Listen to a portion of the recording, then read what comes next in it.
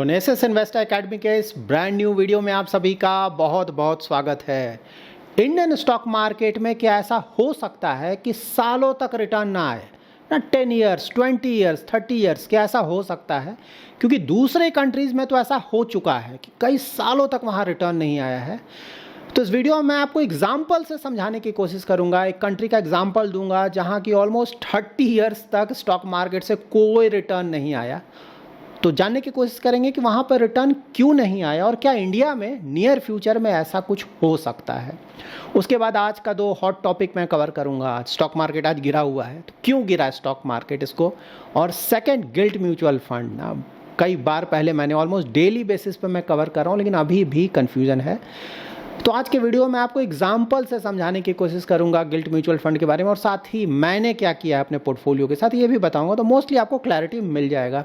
Informative video है, पूरा देखें, अच्छी तरह से समझे। पसंद आए तो लाइक और शेयर जरूर करें।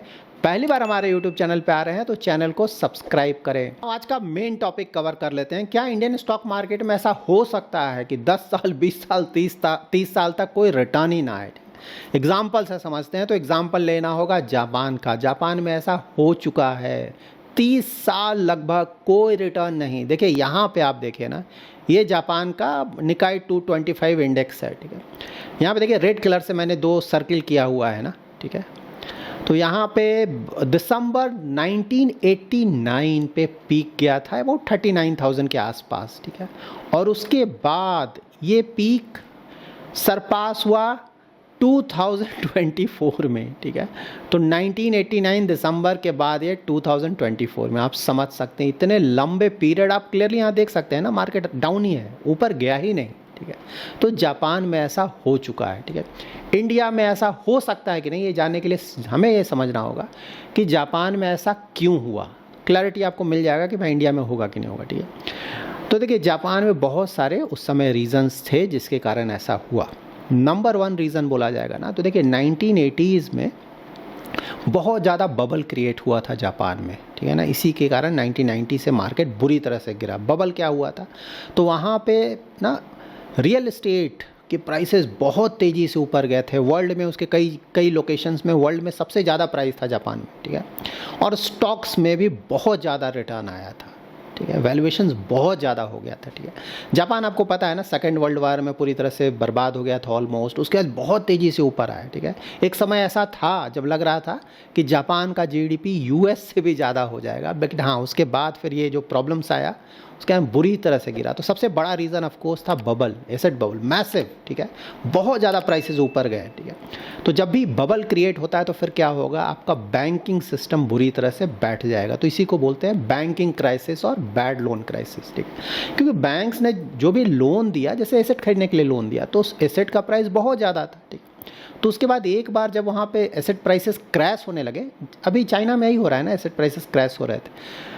तो जब ये एसेट प्राइसेस क्रैश होने, नेचुरली ना बैंक्स का जो एनपीएस था वो बुरी तरह से बढ़ने लगा, बहुत ज़्यादा होने लगा। बैंकिंग सिस्टम का जब नॉन परफॉर्मिंग लोन्स बढ़ने लगा तो नेचुरली वहाँ पे ना बैंकिंग क्राइसिस होगा, तो आपका क्रेडिट क्रंच हो जाएगा। बैंक्स लोन देने से डरेंगे, ठीक है। तो लोन अगर आप नहीं दोगे तो पूरा इकोनॉमी ठप पड़ जाएगा ना, इन्वेस्टमेंट बंद हो जाएगा, ग्रोथ बंद हो जाएगा। हमारे जैसे रिटेल इन्वेस्टर्स को लोन नहीं मिलेगा, ठीक है, अच्छे रेट पे लोन नहीं मिलेगा, हम लोन नहीं लेना चाहेंगे। उसके बाद इन्वेस्टमेंट्स ना, कॉर्पोरेट्स भी जो लोन लेते हैं ज़्यादा बैंक से ग्रोथ के लिए, वहाँ भी प्रॉब्लम होगा, क्योंकि बैंक यहाँ पे डर रहा है लोन देने के लिए ना, क्योंकि ऑलरेडी बहुत ज़्यादा प्रॉब्लम्स चल रहा है। तो ये बहुत बड़ा इशू था। उसके बाद जापान में एक और बड़ा इशू, जो कि वर्ल्ड के अभी ज़्यादातर कंट्रीज़ में ये इशू चल रहा है, खासकर डेवलप्ड कंट्रीज़ में, वो है एजिंग पॉपुलेशन, ठीक है। बहुत तेज़ी से वहाँ पे जो सीनियर सिटीजन्स का पॉपुलेशन है ना, बहुत सारे कंट्रीज़ में, ठीक है। और जापान में तो काफ़ी समय से ये चल रहा है, तो वो बढ़ने लगा। नेचुरली जब आपका लो बर्थ रेट हो जाएगा, ठीक है, तो प्रॉब्लम होगा ना, कंजम्पशन आपका कम हो जाएगा, लेबर फोर्स कम हो जाएगा, जीडीपी पे बुरी तरह से उसका असर पड़ेगा। इसलिए जीडीपी बुरी तरह से हिट हुआ, इकोनॉमी में ग्रोथ नहीं आएगा, तो स्टॉक मार्केट का रिटर्न कहाँ से आएगा, ठीक है, ये हुआ।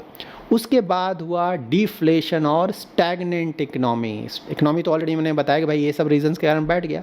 वहाँ पे डिफ्लेशन आने लगा। डिफ्लेशन का मतलब क्या हुआ, इन्फ्लेशन का उल्टा। इन्फ्लेशन में प्राइसेस ऊपर जाता है, डिफ्लेशन में प्राइसेस नीचे आने लगता है, ठीक है। तो उसके कारण ऑफ कोर्स पूरा का पूरा इकोनॉमी बर्बाद होने लगा ना, इन्वेस्टमेंट नहीं होगा। जैसे अगर कोई कंपनी सामान बेच रहा है उसका प्राइस नीचे आने लगेगा तो फिर वो क्यों बनाएगा सामान कंपनी, ठीक है ना। तो ऑफकोर्स उसके कारण इन्वेस्टमेंट्स हिट होगा, उसके बाद स्पेंडिंग हिट होगा, तो ये सब बुरी तरह से आपका इकोनॉमी को लेकर बैठ जाएगा। तो डिफ्लेशन किसी भी इकोनॉमी के लिए बहुत बुरा होता है, ठीक है। तो ये हो गया।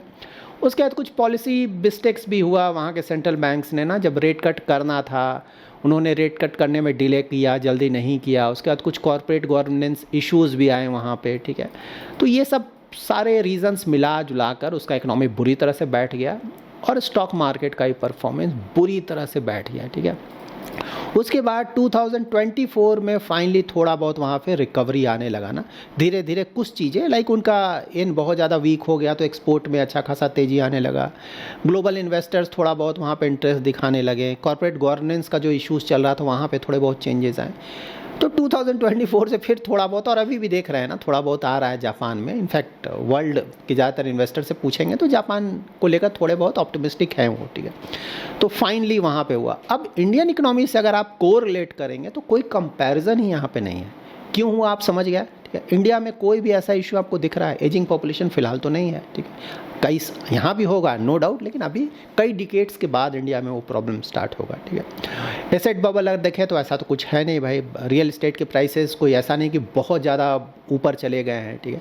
Stock market of course over valued है, लेकिन ऐसा नहीं कि कोई बहुत ज़्यादा ओवर वैल्यूड है, खासकर लार्ज कैप उतना ज़्यादा ओवर वैल्यूड, थोड़ा बहुत है स्लाइटली ओवर वैल्यूड, वो भी इशू नहीं है। और यहाँ पे जो बैलेंस शीट है बैंक्स का ना, फाइनेंशियल सर्विसेज की जो कंपनीज है बहुत स्ट्रांग है, ठीक है। तो वहाँ पे लाइक एनपीएस ज़्यादा नहीं है यहाँ पे। उसी तरह से कॉर्पोरेट्स का बैलेंस शीट आप चेक करेंगे ना, वहाँ पे ज़्यादा उन्होंने बहुत ज़्यादा लोन नहीं लिया हुआ है, लिवरेज नहीं है, और साथ ही उनका जो ऑपरेटिंग प्रॉफिट है ज़्यादातर कंपनीज़ का अच्छा चल रहा है। इसीलिए कल भी मैंने आपको बताया था कि S&P ग्लोबल का बोलना है ना कि नेक्स्ट 5 ईयर में 800 to 850 बिलियन US डॉलर्स का कैपिटल एक्सपेंडिचर जो market cap wise top 100 companies और कुछ अनलिस्टेड कंपनीज़ करने जा रही हैं इंडिया में, क्योंकि उनका बैलेंस शीट बहुत स्ट्रांग है और उसके लिए बहुत ज़्यादा लोन लेने की ज़रूरत नहीं हो। सिर्फ पावर सेक्टर की कंपनीज़ लोन लेंगी, बाकी की जो कंपनीज़ है ना वो ऑपरेटिंग कैश फ्लो इतना जनरेट करें कि वहीं से कैपिटल एक्सपेंडिचर कर पाएंगे, ठीक है। तो ओवरऑल इंडिया में फ़िलहाल ऐसा कोई बड़ा इशू नहीं दिख रहा है ना, मतलब इशू ही नहीं है, बड़ा इशू क्या बोलूँ। और स्टॉक मार्केट में भी ठीक है, रिटर्न आया, लेकिन अब फिर से डाउन है, तो एवरेज आउट हो गया ना, ठीक है। थोड़ा बहुत ओवर वैल्यूड है, वो इसलिए ओवर वैल्यूड है क्योंकि हमारे कंपनीज़ का प्रॉफिट ग्रोथ बुरी तरह से हिट हुआ था लास्ट फाइनेंशियल ईयर में, जो कि उम्मीद है कि इस फाइनेंशियल ईयर से मोस्टली सेकेंड हाफ से ज़्यादा तेज़ी से ऊपर जाएगा, तो रिकवरी अच्छा खासा होगा, तो वैल्यूएशंस पहले के मुकाबले आपको थोड़ा अट्रैक्टिव लगने लगेगा, ठीक है। और स्टॉक मार्केट में फिर थोड़ा थोड़ा वहाँ से रिटर्न भी आने लगेगा। इसको इस तरह से देखें, ठीक है। तो ये बिल्कुल सही बात है कि बहुत सारे कंट्रीज़ में ऐसा हो चुका है कि कई कई सालों तक रिटर्न नहीं आया, लेकिन उसका रीज़न था, ठीक है। और वो सब रीज़न्स इंडिया में फ़िलहाल नहीं है। उसको देखकर नहीं लगता है, ठीक है, कि इंडिया में फ़िलहाल एटलीस्ट, बाद में क्या होगा ऑफ कोर्स कुछ होगा तो हम लोग डिस्कस करेंगे, फ़िलहाल ऐसा कोई कंडीशन इंडिया में नहीं है, ठीक है। तो मेजर कंसर्न यहाँ पे, इनफैक्ट कोई भी कंसर्न नहीं होना चाहिए। मीडियम टू लॉन्ग टर्म अगर इन्वेस्टमेंट होराइजन है तो फ़िलहाल इंडियन इक्विटी बहुत अच्छा है, क्योंकि इंडियन इकोनॉमी का परफॉर्मेंस ठीक चल रहा है। तो आई होप ये क्लियर हो गया होगा। उसके बाद गिल्ट म्यूचुअल फंड्स, अभी भी बहुत सारे क्वेरीज आ रहे हैं आप लोग के ना। गिल्ट म्यूचुअल फंड, यहाँ पे इंडिया के 10 ईयर GSEC का गवर्नमेंट सिक्योरिटी का बॉन्ड यील्ड आप चेक कर सकते हैं। देखिए यहाँ पे June 6, 2025, ये कौन सा डेट है, इसी दिन RBI ने 50 बेसिस पॉइंट का रेट कट किया था, ठीक है। तो यहाँ पे देखिए यील्ड कैसे, यील्ड मीन्स इंटरेस्ट रेट कैसे मूव हुआ था, ठीक है। तो देखिए यहाँ पे ओपन हुआ था 6.20%, मतलब जब खुला ना ट्रेडिंग के लिए तो ये आया था 6.2% यील्ड था। उसके बाद हाई गया 6.24% और लो गया 6.13%, लेकिन क्लोज कहाँ हुआ 6.23%। तो देखिए उस दिन हुआ क्या था, ठीक है। उस दिन सबसे पहले RBI ने अनाउंस किया कि भाई 50 बेसिस पॉइंट का रेपो रेट कट, मार्केट खुश, स्टॉक मार्केट खुश हो गया। उसके बाद बॉन्ड मार्केट भी खुश हो गया। तो बॉन्ड मार्केट जब खुश होता है तो बॉन्ड यील्ड नीचे जाता है, इसीलिए यहाँ पे लो देखिए मैंने ग्रीन कलर से किया हुआ ना, 6.13% नीचे चला गया था, जो कि आपके गिल्ट म्यूचुअल फंड्स के लिए बहुत ज़्यादा पॉजिटिव था। उसके कारण रिटर्न्स बढ़कर आते हैं। लेकिन उसके बाद RBI ने अनाउंस किया कि उनका जो स्टैंस है वो एकोमोडेटिव से चेंज कर रहे हैं और न्यूट्रल कर लिया। तो ये मार्केट के लिए, बॉन्ड मार्केट के लिए नेगेटिव चला गया। इसीलिए यहाँ पे देखिए ना क्लोजिंग हुआ 6.23%। से जाकर ऊपर चला गया 6.23, इसीलिए रिटर्न्स नेगेटिव आने लगे। मार्केट ने इसलिए नेगेटिव लिया, बॉन्ड मार्केट ने, कि भाई जब न्यूट्रल हो गया मतलब कि अब रेट कट के चांसेस ज़्यादा नहीं हैं, मुश्किल से 1-2 छोटा मोटा रेट कट होगा, ज़्यादा रेट कट नहीं होगा, जो कि बहुत बड़ा नेगेटिव सेंटिमेंट आया मार्केट में। ठीक है, अब यहाँ पे डिटेल से इसको समझ लीजिए ना। इसको देखिए 5 जून को देखिए बहुत तेज़ी से गिरा था बॉन्ड यील्ड्स ना, परसेंटेज देखिए, परसेंटेज चेंज, क्योंकि मार्केट को लगा कि भाई अगले दिन रेट कट तो आने ही वाला है। ठीक है, तो इसीलिए पिछले ही दिन बॉन्ड मार्केट ने रिएक्ट कर दिया, आपका पॉजिटिव रिटर्न आया होगा। लेकिन 6 को देखिए ना कितना ज़्यादा ऊपर चला गया, तो वहाँ पे प्रॉब्लम आ गया क्योंकि मार्केट ने उसे निगेटिवली लिया। उसके बाद लगातार देखिए बॉन्ड यील्ड बढ़ रहा है। ठीक है ना, तो ये जो गवर्नमेंट सिक्योरिटी, ये जो आपका गिल्ट रिटर्न्स है ना, इसी से आपको डायरेक्शन मिलेगा। ठीक है, आरबीआई ने रेट कट किया, सही बात है, लेकिन बॉन्ड यील्ड कहाँ गया? बॉन्ड यील्ड तो उसको नेगेटिव डायरेक्शन में चला गया ना। रेट कट से अगर ये बॉन्ड यील्ड नीचे जाता, ठीक है, तब आपको गिल्ट म्यूचुअल फंड में रिटर्न बढ़कर आता। बट अनफॉर्चुनेटली जब स्टैंस चेंज कर लिया आरबीआई ना, उसके कारण बॉन्ड यील्ड ऊपर जाने लगा। तो बॉन्ड यील्ड जब ऊपर जाएगा तो आपके रिटर्न घटने लगेंगे। ठीक है, पहले भी ये सब चीज़ मैंने आप लोगों को बताया है। इसीलिए आप लगातार देखिए, लगातार ये ऊपर जा रहा है और आपके पिछले कुछ दिनों से आप लगातार देख रहे होंगे कि आपका रिटर्न घटकर आ रहा है गवर्नमेंट सिक्योरिटीज़ में और कुछ दूसरे बॉन्ड्स में ना, जिसका ड्यूरेशन ज़्यादा है। क्योंकि ड्यूरेशन ज़्यादा है मतलब कि रिस्क ज़्यादा है। मैंने पहले बताया था ना, interest rate movement that is bond yield के मूवमेंट पे वो डिपेंड करता है।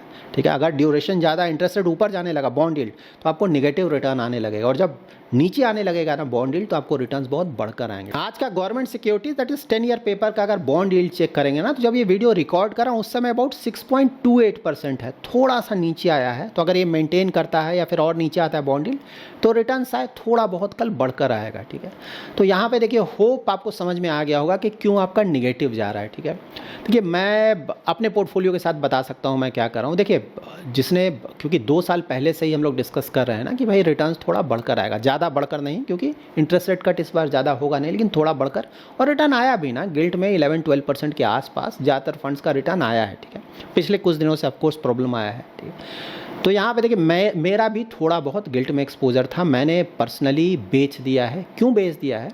क्योंकि मेरा देखिए पूरा ज़्यादातर जो एक्सपोजर इक्विटी में है, मैं जो रिटर्न जनरेट करता हूँ इक्विटीज़ जनरेट करता हूँ, और ज़्यादातर अगर डेट में कुछ रखना है mostly short term debt fund में रखता हूँ। ठीक है, लेकिन हाँ पिछले कुछ समय से क्योंकि इंटरेस्ट रेट इंडिया में नीचे आ रहा था, तो मैंने थोड़ा बहुत पैसा गिल्ट में डाला हुआ था।